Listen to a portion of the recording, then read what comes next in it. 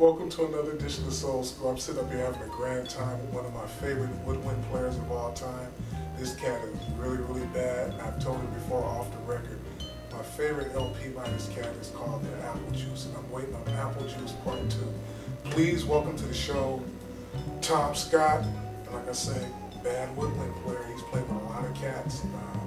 Welcome to the show. Thank you. What are you doing up here in the Bay Area? Oh, I'm having a great time is what I'm doing. I'm here with the West Coast All-Stars, some of my dearest friends and fellow musicians, people I love and admire. They're personally and professionally.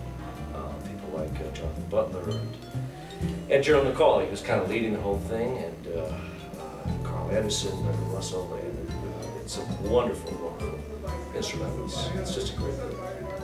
Well, it's pretty amazing when I look back at a lot of the cats who can really, really play, who I really respect. You belong in the light with people like Ronnie and just people who are really, really, really bad. And I'm hoping that Kimball Zisa Yoshi's decides to bring you up here so the mass public can actually see you get down. Well, that would be great. I've actually played at Kimball's. It's been almost a decade now. I think it's time to return. Oh yeah, absolutely. So what's the deal? How come you ain't back? The money right now or what? Oh yeah, right. No, I don't know. You know, these things kind of, I get involved in other projects sometimes where I'm just not available. But I'm definitely kind of undergoing a creative renaissance right now. I just completed a new CD for Higher Octave featuring, among others, Marcus Miller, George Duke, Jonathan Butler, Jerry Peters, Ricky Lawson. Yeah, he does the visuals. And just an incredible array of talent. And I really feel I'm, as I said, I'm on some kind of roll right now. I think it's one of the strongest albums I've done in years. It may in fact be Apple Juice 2. I'm hoping it lives up to that high standard. Wow, for you to choose those type of musicians, you were real serious about getting your work done correctly. Absolutely. Oh, I've always, I've been very lucky. I was born and raised in Los Angeles. My father was in the music business, so right away I had a very high standard of musicianship.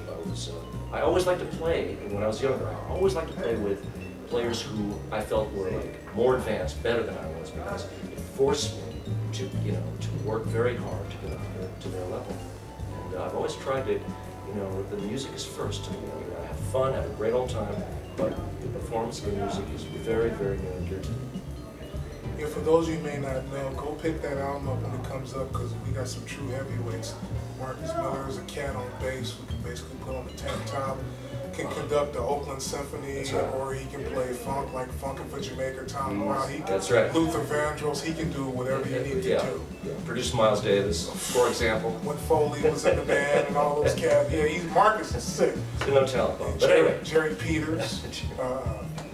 Denise Williams, Earth, Wind, Fire. Jerry Peters is so bad. He's the type of cat who can sit down on the piano. You have a 4-track Fostax. He'll finish your song right there in front of you, tell you where it came from and why you composed it. So in other words, pick up this new Tom Scott album when it comes out. It's called, you got some heavyweights. I do. It's called Newfound Freedom. And not Freedom. to mention Tom Scott. Well, thank you very much. I mean, really, I followed your career for quite a while, man, and really, I'm a woodwinds type of guy anyway. When I'm not listening to funk, I'm listening to jazz, and so you're really a really soothing type of deal. And like I say, I put you in the light with like Ernie Watts, and that's a guy who I respect most on horns. He's a dear friend and a great musician. I mean, the generation of saxophone woodwind players in my field were like Ernie, David Sanborn, Michael Brecker, these kind of guys, top of the line. Chris Lieb, Hubert Laws, and Ronnie Laws. These are all people that I grew up with and are my compatriots. I feel tremendous. Grover Washington, rest his soul, one of the sweetest human beings on the planet Earth, and I miss him so dearly. He was such a sweet guy, and we're kind of a brotherhood, the saxophone players. I don't know how it is with other musicians, other instruments, because oftentimes like rhythm guys don't get to play with drummers don't get to play with other drummers that often. Bass players with other bass players, Right. But saxophone players are often play together, and I feel privileged to be part of that club.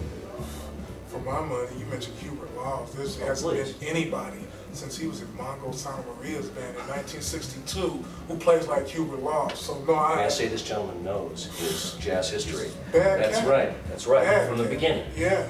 Flute sound, kill for, to die for. Unbelievable. That, that's a question I would like to ask you. Are there any really young cats that you see, whether they may be in the University of Berkeley or Boston, or somebody you see that's actually come along that's playing horns, that's really trying to keep that type of deal going? Well, I hope so. I tell you what, honest to God, I've been out of the music education scene for a while because of other pursuits, other career pursuits. But I definitely feel that along with this kind of creative role I think I'm on, I do want to reestablish a connection with the education community, because I think those of us who have, thank you God, have given us such a wonderful, provided for us in the field of music. I want to be able to pass that on and kind of share what I know, for whatever it's worth, with young people. I think my gut feeling is that a lot of young jazz players, I think they're kind of too serious. I think that the guys that I listen to, for instance, Cannonball Adderley, incredible, beautiful saxophone player, but he also had a sense of humor. Billy May, a great arranger, would write things that actually make you laugh out loud. I don't hear that much in jazz. It's for those who are playing so-called straight-ahead jazz, they're very like, we're serious about this. Intense. And intensity is fine, but it's fun too. It's supposed to be. Yeah, it should be at its best. It encompasses all the emotions. Is what I'm saying. Improvising, that's what it's supposed to. Improvising is about. And there was a joy about Cannon and some of the other players that I wish I could hear more of. I'm not saying they don't exist in young players, but I don't hear enough of it today. And I'd like to bring that, the joy of life. I mean, music is a celebration of life. One quick question before we get out of here, because I know he was gracious enough to take time right before going on stage. What do you think about the music scene now? When you talk about taking the joy out of it, the record company deal and the publishing and all of that, they take all the fun. Oh yeah. It's like 90% the nonsense and 10% the music. Well, any thoughts? Is anything changed? Sure, I have a lot of thoughts about that. You know what? But I think the overriding thing is, see, it's tough. Okay, it's tough. The music business, all business. Well, see, when you add business to any area of pursuit, you're dealing in an area where it's competitive, it's about money, it's about finance, it's about other people making money off of you as an artist. So you get involved in all that stuff. Hey, it's tough and it's gonna be unpleasant from time to time.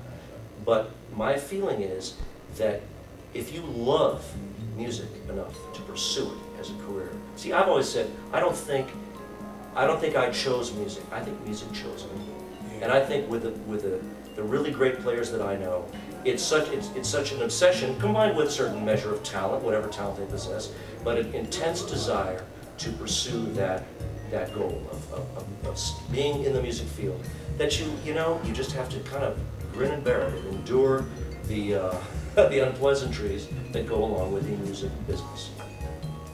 Wow. The one good thing before we get out of here, and I've been saying it for the last 5 minutes, but obviously you're a very intelligent guy when it comes to the business side of it, some things that I don't know. The internet, until they find a way to actually really control that, you can actually release stuff and have some type of control and keep your publishing and your royalties all at the same time without dealing with Seagram's Gym, MCA, or Time Warner. That's true. So that's the good thing. There's an upside and a downside. What record label, or how are you actually putting your product out? Are you signing anybody? Yes, I am with a company that is part of the EMI family, along with Capitol and Blue Note. This is a company called Higher Octave, which does contemporary jazz and new age, but what they're trying to get into is a field that I'm sort of, as history would have it. No, I'm saying, this is not smooth jazz or any of that, but I'm saying an area of kind of urban-based R&B type jazz, which is something that I was involved in the 70s, back with the original LA Express with Joe Sample and Larry Carlton. Larry Carlton, y'all, the Off the Wall album, guitars, Joe Sample, the Crusaders, just so we don't lose you. I know what you're talking about. Oh, clearly you do. Yeah. But they want to expand into the kind of more urban-based, because the smooth jazz thing, it's a little dull to me. It just, after a while, it just kind of sounds all the same. I don't hear any individuality or excitement. And I think the urban element brings some funk and some soul and some heart into the music. And that's why you mess with Marcus Miller, man. Hey, boy, he's got it in, for days, so much. Yeah. Hey, let me let you get to the show. All right. Thank you for coming by. I really appreciate it. Well, next time you're up in the Bay, be sure to stop by. Well, I appreciate your knowledge, and God bless you. Are you kidding? I respect music. That's why I respect you. Well, I can too. Thank And you. that's the best way to do it. Let's get to some entertainment, and we'll be back in a few moments. This is Ronnie Laws. Stay tuned for more Soul School.